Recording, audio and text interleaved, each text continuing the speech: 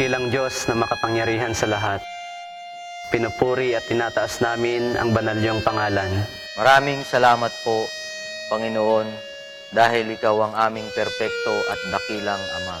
Salamat rin po sa walang katulad na pagmamahal niyo sa akin bilang inyong mga anak. Panginoon, nihiling po namin na bigyan po kaming lakas at maayos na pag-iisip upang magampanan po ang aming mga trabaho bilang sundalo at bilang isang ama. Patnubayan niyo po, Panginoon, ang aming mga pamilya.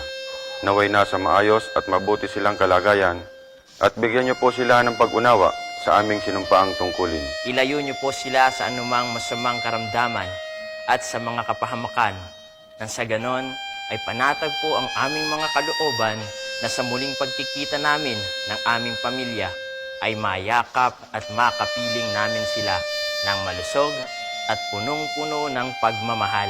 Hinihiling rin po namin, Panginoon, na gabayan at tulungan mo po kami na maging mas mapagmahal na sundalong tatay, irresponsableng ama, at maging mabuting halimbawa sa aming mga anak sa pamamagitan ng aming pananampalataya. Sa oras na ito, Panginoon, ibinabalik at tinataas po namin ang lahat ng karangalan at papuri sa inyong banal na pangalan.